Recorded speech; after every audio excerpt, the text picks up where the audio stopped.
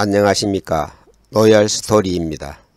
이번 시간에는 영재로 만드는 논술문 교수 학습법에 대해 멘토링 하겠습니다. 영재들은 창의적인 생각들과 행동들을 습관처럼 실행하고 있습니다.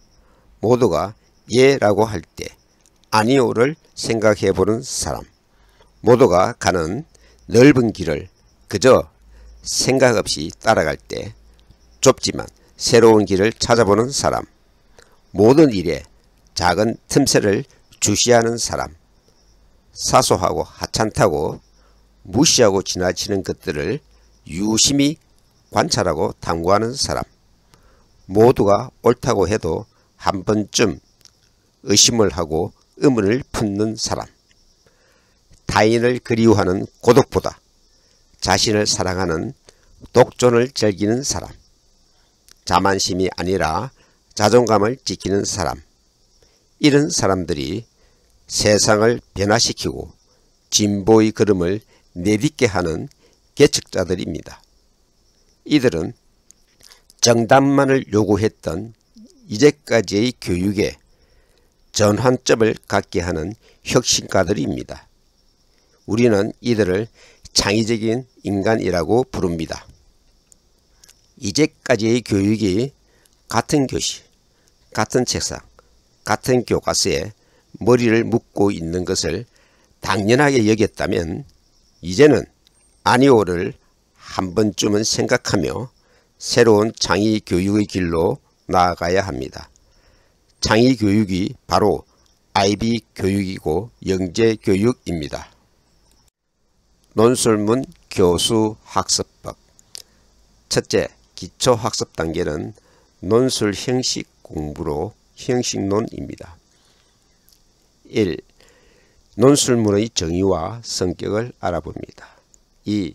논술문의 형식과 내용을 알아봅니다. 3. 단계별 형식과 내용을 알아봅니다. 둘째, 기본학습 단계는 문장 쓰기 과정으로 문장론입니다.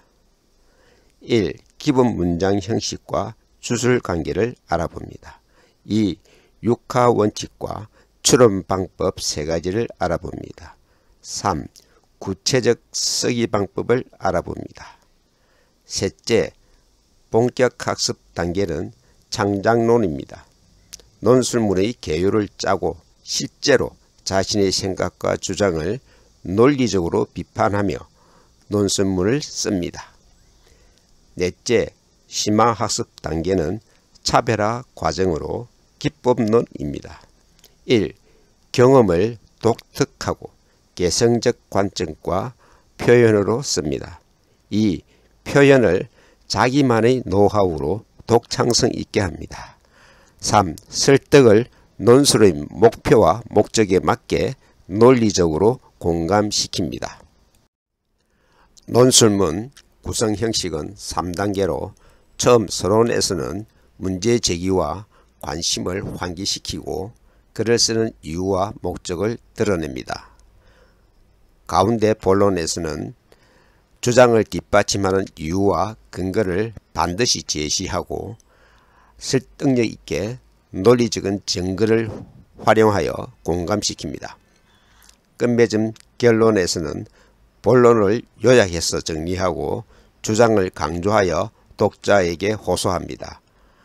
앞으로의 전망이나 더 하고 싶은 제언을 합니다.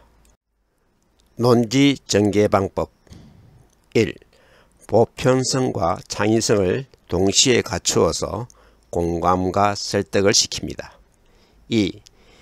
창의성과 보편성을 얻기 위한 대책으로 첫째, 남에게 묻는 과정을 거칩니다. 둘째, 새로운 관점을 살핍니다. 셋째, 바른 절차를 갖추어 논의합니다. 3. 상투적이고 피상적인 결론을 피합니다. 4. 논의한 바를 토대로 논지를 제시하고 주장을 해야 합니다. 논거 제시 방법. 1. 적절하고 다양한 논거를 준비하기 위해 전공 분야의 독서 계획을 짜서 읽고 논술 공책에 정리합니다. 2. 논거의 종류는 사실 논거와 소견 논거가 있습니다. 3. 논거의 적합성 여부를 검증하는 방법 3가지 원칙을 지킵니다. 첫째, 근거가 사실인가를 확인합니다.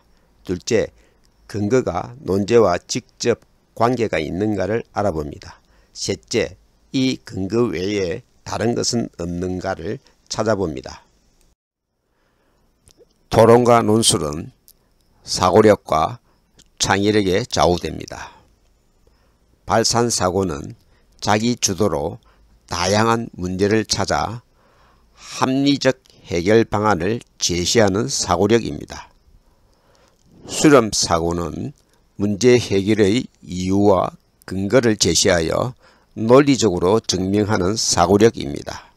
창의사고는 토론과 논술 중심인 IB 교육 프로그램과 영재교육의 자기 주도적 프로젝트 학습 방법의 창의적 사고 방법입니다. 토론과 논술의 사고력은 논리적 사고, 비판적 사고, 창의적 사고가 핵심 사고 능력입니다. 논리적 사고력은 인과관계나 유추 등 추론 능력으로 신뢰와 비전을 주는 사고 능력입니다. 비판적 사고력은 사실에 대한 선택과 판단 능력으로 용기와 확신을 주는 사고 능력입니다. 창의적 사고력은 새로운 관점의 독창성과 창조성으로 상상력과 결합하는 사고 능력입니다. 논거의 종류에는 사실논거와 소견논거가 있습니다. 사실논거는 자연법칙, 역사적 사실, 당연한 상식이 있습니다. 소견논거는 전문가 의견, 경험자 증언, 나의 직접 경험이 있습니다. 논증의 방법은 신념이나 지식을 논리적으로 증명하는 반성적 사고로 논술의 바탕이 되는 논리적 논증입니다. 추론의 방법에는 연역적 논증, 기납적 논증, 변증법적 논증이 있습니다. 추론의 규칙은 전제에서 사례를 나열하는 연역법과 사례에서 공통점을 찾는 기납법, 그리고 정, 반, 합 단계로 추론하는 변증법이 있습니다.